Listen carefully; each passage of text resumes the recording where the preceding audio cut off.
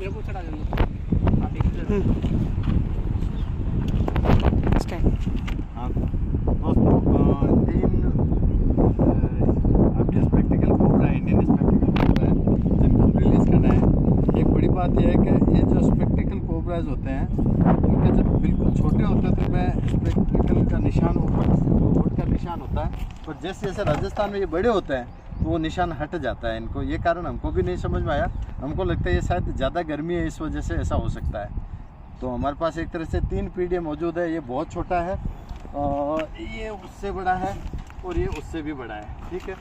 तो मैं कुछ चीज़ इनके साथ जो घटनाएं होती है या जहाँ से हम रेस्क्यू करते हैं वहाँ अलग अलग खट्टे मीठे हमको अनुभव मिलते हैं, तो वो मैं आप लोगों के साथ शेयर करना चाहता हूँ। ये जहाँ से पकड़ा था वो जो कॉलोनी थी जहाँ पर कुछ परिवार थे, इसमें आपस में इतने ज़्यादा वो एक दूसरे की हेल्प कर रहे थे, तो एकदम गोकुल धाम सोसाइटी वाला जो होता है तारक मेहता का उल्टा चश्मा, उस तरह का मेरे को अच्छा सा फीलिंग आ रही थी। और वहाँ से पकड़ने के बाद उन लोगों को मैंने ख़ास तौर से जोड़ देके कहा कि भाई आपकी कॉलोनी के लोग बहुत शानदार है, आपका पड़ोस बहुत शानदार है। ये मैंने एमडीएम के पास कोई एक कॉलोनी है, वहाँ से मैंने रेस्क्यू किया था, और वहाँ पर हंसी मजाक भी चल रही थी, सारी चीज़ें चल रही थी। तो मैं चाहता हूँ कि ऐसा हर जगह हो ताकि सारे लोग मतलब इस तरह से अच्छी तरह से बिहेव करें, क्योंकि हमारे कई अनुभव ऐसे भी हमने देखे हैं, सुने हैं, जहाँ पर हम लोग जाते हैं तो बिल्कुल भी वो लोग हेल्प नहीं करते हैं एक दूसरे के। जिसके घर में आया उसका कई लोग मज़े लेते हैं, वो हो सांप आ गया ठीक है, बिल्कुल एक दूसरे की हेल्प नहीं करते हैं। तो मैं चाहता हूँ कि ये सारी चीज़ नहीं होनी चाहिए, और इसके साथ जो हुआ या जहाँ से मैंने ये रिलीज़ किया वो बहुत शानदार चीज़ थी। तो मैं इसको छोड़ देता हूँ, ये एक अच्छी बात है, तो मैं इसको छोड़ देता हूँ। मैं चाहता हूँ कि हमारे कैमरा मैन की तरफ बिल्कुल नहीं जाए, चलो इसको रहने देते, कोई बात नहीं अगर इस पोर्शन में रहता तो। अब मैं नेक्स्ट जो कोबरा छोड़ रहा हूँ, इसके साथ जो अनुभव हुआ था वो और ही अलग तरह का है, बल्कि थोड़ा सा भावुक आप कह सकते हो। ये मैंने शिकारगढ़ से इसको रेस्क्यू किया था। ये मैं इसलिए बताना चाहता हूँ कि वो कोई मकान बन रहा था और उसमें एक लेडी थी जिसकी एज करीब 70 के आसपास थी।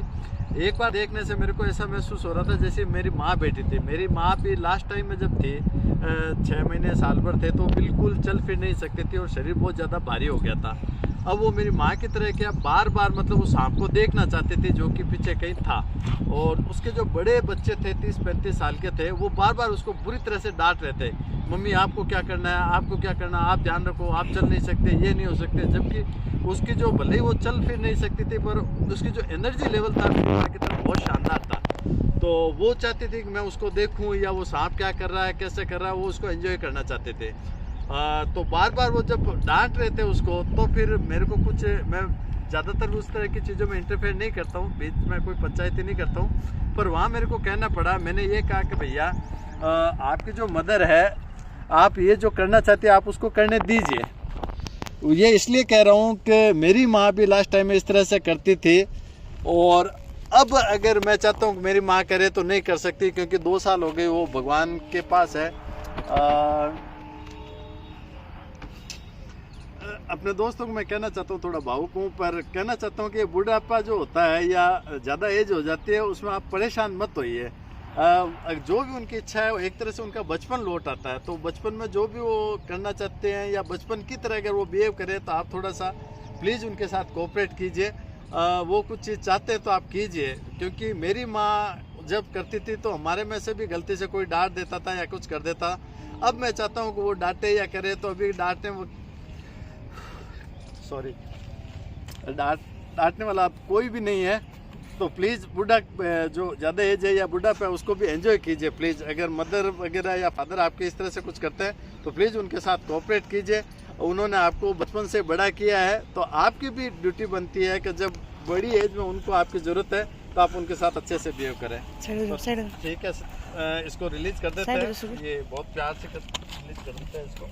थोड़ा सा इसमें जहर है, थोड़ा सा तो क्या राजस्थान का सेकंड सबसे ज़्यादा जहरीला कह सकते हैं। मेरे को खुशी इस बात की है कि यहाँ सांपों के लिए ज़मीन भी है, पानी भी है और खाने के लिए जीव भी है, तो इससे बढ़िया नहीं हो सकता कोई भी माहौल। चलो कोई बात नहीं, हाँ चला गया तो एक